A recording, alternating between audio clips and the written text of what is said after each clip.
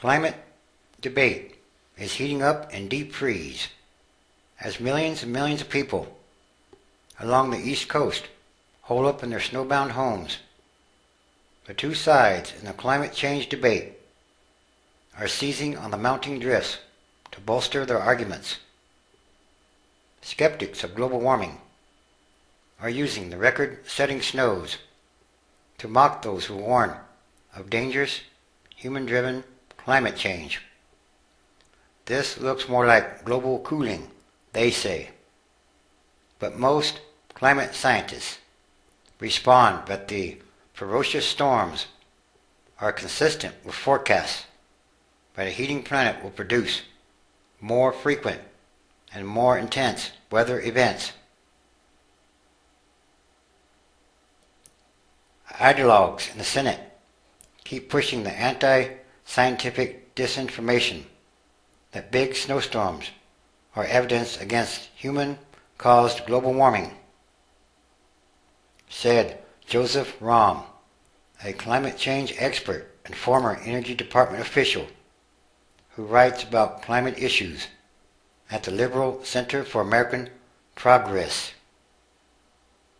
It is perhaps not coincidental that the snowstorm scuffle is playing out against a background of recent climate controversies. In recent months, global warming critics have assailed a 2007 report by the United Nations Intergovernmental Panel on Climate Change and have claimed that some email messages and documents plucked from a server at a climate research center in Britain raised doubts about the academic integrity of some climate scientists. And again, there's something much bigger going on here. These are more signs. As the first blizzard howled last weekend, the Virginia Republican Party put up an advertisement on the web titled 12 Inches of Global Warming, criticizing two Virginia Democrats. But of course, this could be more political grandstanding. Speculating on the meaning of severe weather events is not new. Hurricane Katrina in 2005 and a deadly heat wave in Europe in the summer of 2003 incited similar arguments about what such extremes might or might not say about the planet's climate.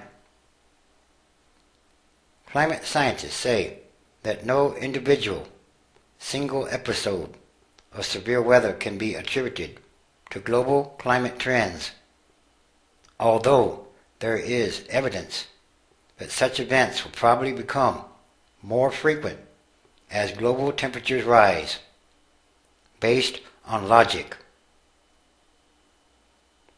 Jeff Masters, a meteorologist who writes on the Weather Underground blog, said that the recent snows do not by themselves demonstrate anything about the long-term trends of the planet. Climate is, by definition, a measure of decades. But climate change can happen rather quickly. It has been proven recently that climate change, severe climate change, can happen in a matter of years. But Dr. Masters also said that the government and academic studies had consistently predicted an increasing frequency of just these kinds of record-setting storms because warmer air carries more moisture. That's just the facts. Of course, he wrote on his blog, as new storms or new snows produced whiteout conditions in much of the eastern half of the country. Both climate change contrarians and climate change scientists agree that no single weather event can be blamed on climate change.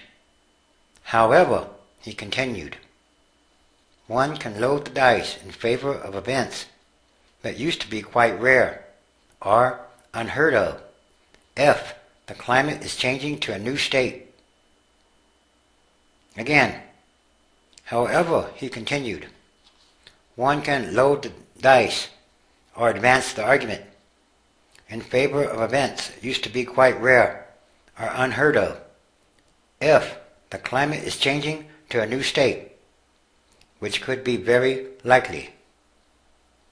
A federal government report issued last year, intended to be the authoritative statement of known climate trends in the United States, pointed to the likelihood of more frequent snowstorms in the Northeast and less frequent snow in the South and Southeast as a result of long-term temperature and precipitation patterns. The Climate Impacts Report from the multi-agency United States Global Change Research Program also projected more intense drought in the Southwest and more powerful Gulf Coast hurricanes because of warming or climate change. In other words, if the government scientists are correct, look for more snow on the East Coast and in other areas, while at the same time, more severe droughts in the western United States or the Southwest. Either way, there could be much more intense or extreme weather on the way. And these are more signs that changes are happening. Real changes are happening. They are in the process. Because these are more signs of the end times. Transition days. There is a real continuing transition happening. And yes, it is a process. It happens over a number of days, weeks, months, years. It takes a little while. But it is increasing in frequency. And these are more signs happening daily all around the world.